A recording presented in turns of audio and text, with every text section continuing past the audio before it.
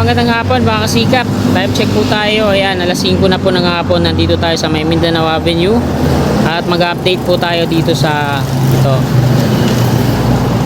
NLEX Northlink segment 8.2 po ito, ano.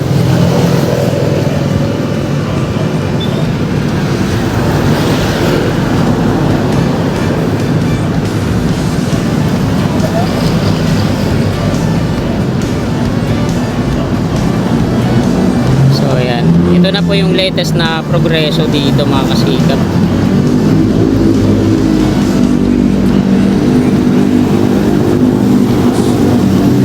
Ayan. Wala natin dito sa mismong may naka-install na mga concrete girders.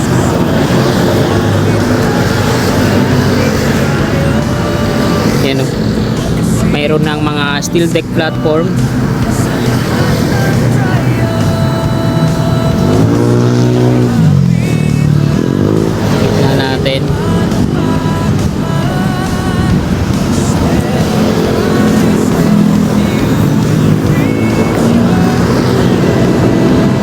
Mula dito, ayan, may mga steel deck platform na tungo doon.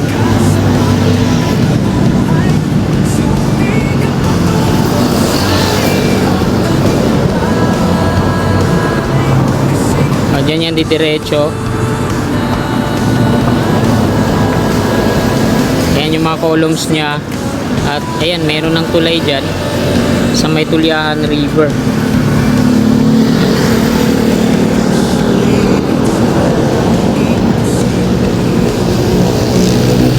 Ayan, diretso yan patungo doon.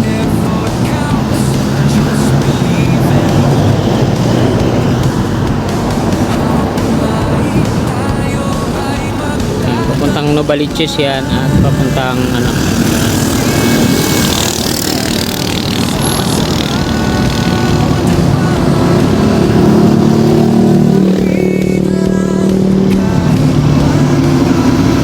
so maiksi lang yung mga naka-install dyan, no?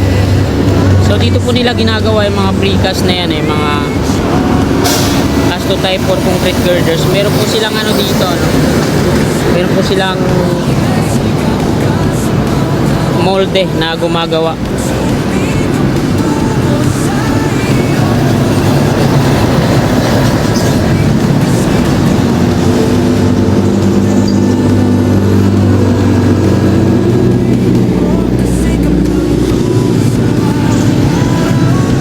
So dito naman sa likod,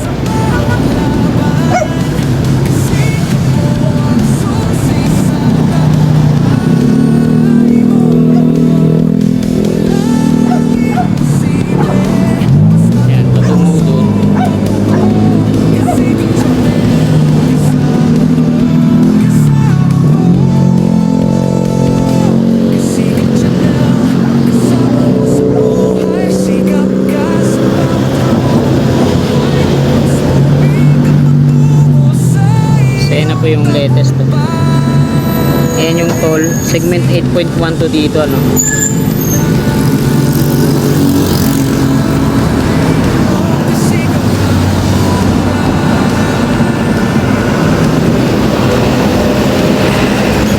Tapos ito na, ayan yung mga MSA wall nya kabilaan. So ayan, tigda dalawang lane yung tinira nila sa kabila, sa kaliwa, tsaka dito sa kanan. Ito napakalawak ng ano dito, no? Sa gitna.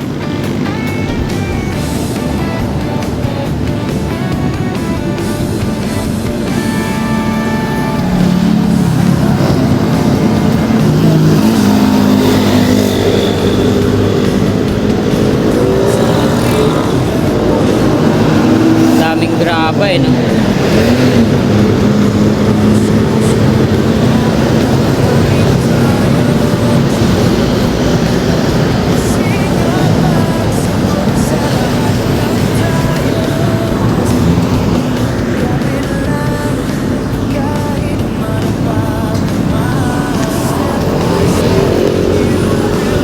Dito sa Mindanao Avenue naman tayo.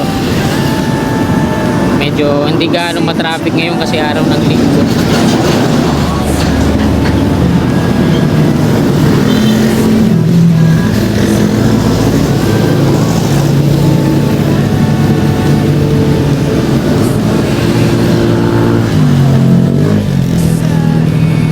Mindanao Avenue papuntang North EDSA,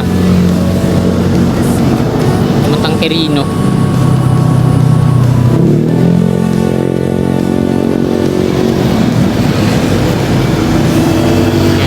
Doon sa may Quirino station ng Metro Manila Subway. Yan, against the light tayo.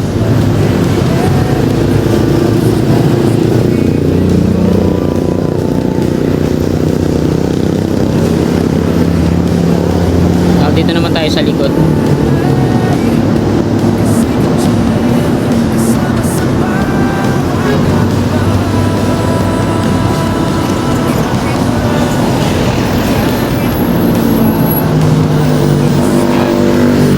Papunta dito sa may sa may putol na kalsada, pero tuloy-tuloy na yan, dire-diretso na yan patungo doon.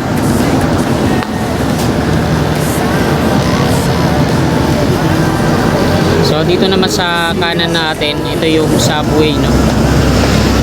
East Valenzuela Depot.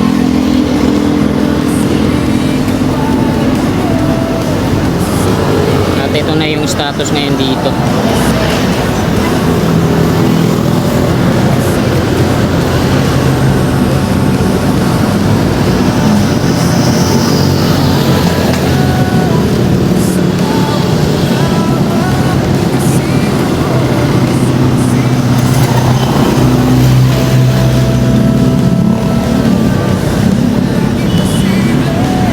Balik na tayo dito mga kasikap. Ayan lang po yung latest na update natin ngayon, araw po ng linggo, ano?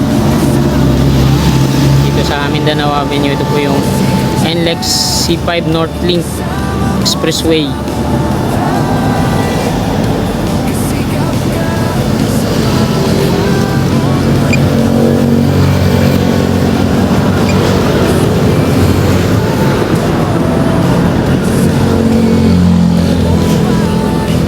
Bababa na po tayo, no?